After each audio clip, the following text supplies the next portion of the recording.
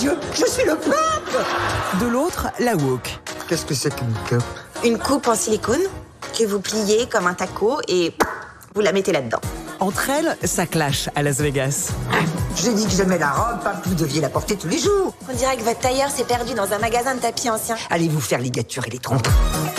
Ça, c'est l'humour déjà ravageur de Deborah Vance, qui est le personnage central avec Ava de cette série dont on va parler avec vous. Bonjour Julien Gilles. Bonjour Véro. La série s'appelle Axe.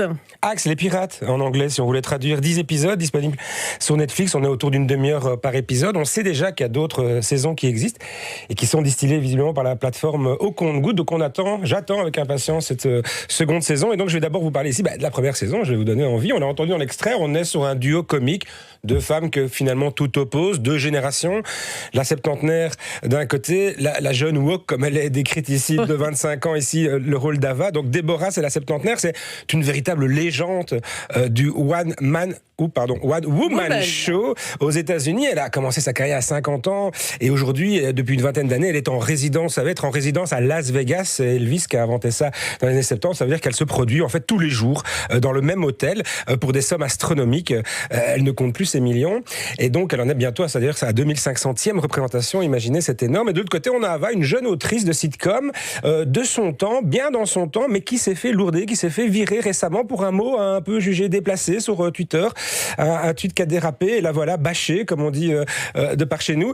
Et donc elle perd son boulot et elle doit absolument se nourrir, payer le loyer. La vie à Los Angeles, c'est cher. Et du coup, son manager, qui est aussi le manager de Deborah Vance, a une petite idée.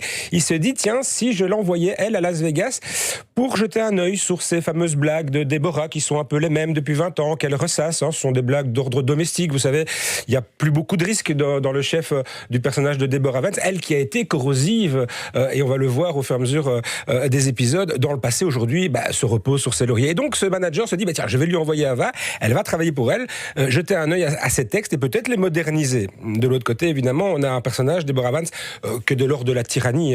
C'est quelqu'un c'est une peau de vache. C'est une vraie peau de vache. Il n'y a que son secrétaire qui arrive à la supporter. Comme on les aime, parce qu'elle est très caustique, elle est très cassante. Elle sait comme, à ce niveau de notoriété, souvent les artistes se construisent une carapace. Oui. Et donc, finalement, elle ne laisse personne entrer. Et donc, ça va être le choc des cultures, le choc des générations. Leur rencontre vire tout de suite à l'affrontement. Très clairement, on a donc Deborah dure et cassante, Ava, elle, plutôt cynique et volontiers désabusée. Elle fait d'ailleurs plus que ses 25 ans, on oublie, mais elle n'a que 25 ans. Et donc, de fil en aiguille, les affrontements, les joutes oratoires, et puis les excuses, les explications et introspectives, et puis les blagues et les bons mots vont finir quand même tout doucement par rapprocher les deux femmes, parce que finalement, elles ont plus en commun qu'est-ce qu'elles n'imaginent. Et d'abord, la première chose qu'elles ont en commun, c'est l'humour, et c'est aussi la volonté de s'exprimer par l'humour, de s'exprimer au monde, de porter sa parole. Et ça va être la petite musique qui va être déroulée tout au long de la série. Parce qu'en 10 épisodes, finalement, on commence sur les chapeaux de roue avec des répliques qui fusent, beaucoup d'humour, on rigole. Et puis, tout doucement, on va virer plus vers du doux amer parce qu'on va creuser le passé de Deborah Vance et comprendre ce qui l'a amené à devenir le personnage qu'elle est aujourd'hui et les combats qu'elle aura menés et qu'elle aura menés pour la génération d'Ava, finalement. Donc, on arrive à un dialogue intergénérationnel entre ces deux femmes. L'une qui dit à l'autre, vous les jeunes, vous n'êtes plus capables de rien, de faire aucun effort, vous vous plaignez, mais vous n'êtes pas capable de mettre les mains dans le moteur, de vous salir un peu pour obtenir ce que vous voulez. Et de l'autre côté, la génération d'Ava, à travers Ava, qui dit, mais vous avez ouvert les portes du féminisme notamment, vous avez gagné des droits et puis vous êtes arrêté là. Vous n'avez pas continué. Regardez, aujourd'hui, on doit toujours lutter. Il y a encore des choses à faire. Alors, Ava, elle a 25 ans, je le disais, donc elle est dans ce monde post-MeToo quand même bien affirmé. Donc, quelque part, son combat ne porte moins sur l'affirmation des droits pour les femmes que vraiment sur la lutte pour la liberté d'expression. Elle revient toujours à ce fait d'avoir été virée pour un mot, pour une blague qui a été mal appréciée ou mal réceptionnée par ces fameux bien-penseurs de la toile, qui sont comme ça une masse un peu informe, donc on ne sait jamais les dénominer finalement. Donc finalement, c'est pas les mêmes combats, mais ces combats se renvoient, se répondent dans le temps, et donc s'engage cette forme de dialogue entre ces deux femmes, et c'est assez jouissif et délectable de s'imprégner de ça comme spectateur. On n'est pas du tout dans une relation d'un pygmalion, d'un mentor vers un apprenti. On est loin de là. Ava considère que l'humour de Deborah Vance est complètement désuet, dépassé. Elle, ça ne lui parle pas du tout. D'ailleurs, c'est pour ça qu'elle y va avec les pieds de plomb. Si elle n'a pas l'argent, si elle n'a pas besoin de l'argent qui va avec, elle n'irait pas à Las Vegas travailler pour cette légende du stand-up. Parce que pour elle, Ava, elle veut donner du sens à ce qu'elle fait. Et si elle choisit l'humour, c'est pour dénoncer des choses, c'est pour affirmer une vision du monde. Et c'est ce qu'elle va reprocher aussi tout du long, finalement, à un personnage comme Deborah. Parce que finalement, Ava se dit, mais tiens, je vais trouver un écho. Je vais trouver une boîte d'amplification. Si je peux écrire pour cette star énorme, je vais peut-être pouvoir lui faire dire ce que moi, on ne peut pas me laisser dire, ce que moi, je n'ai pas la notoriété suffisante. Mais en face, Deborah ne l'entend pas comme ça. D'abord, elle a sa réputation, elle est installée. C'est une femme sandwich aussi, hein, donc il faut comprendre qu'elle vend son image à tort et à travers. La moindre ouverture d'une concession dans la région, elle est de la partie. S'il faut mettre sa tête sur un pot de yaourt, elle ne dit jamais non.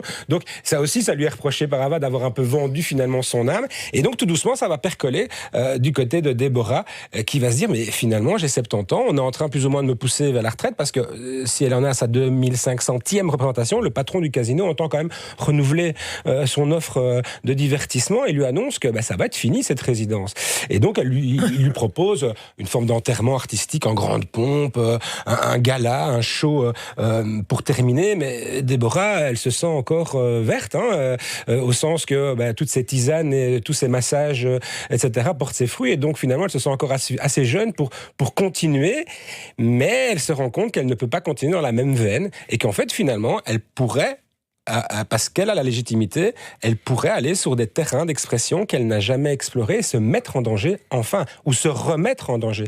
Parce que ce qu'on voit aussi, ce qu'on comprend, c'est qu'en danger, elle l'a été dès le début de sa carrière. On parle bien d'une femme, et là on revient sur les combats féminins et féministes, une femme des années 60-70 qui n'existait qu'à travers son mari. Elle a commencé sa carrière dans une sitcom familiale qui marchait bien à la télé, avec son mari. Son mari à la vie et à la scène.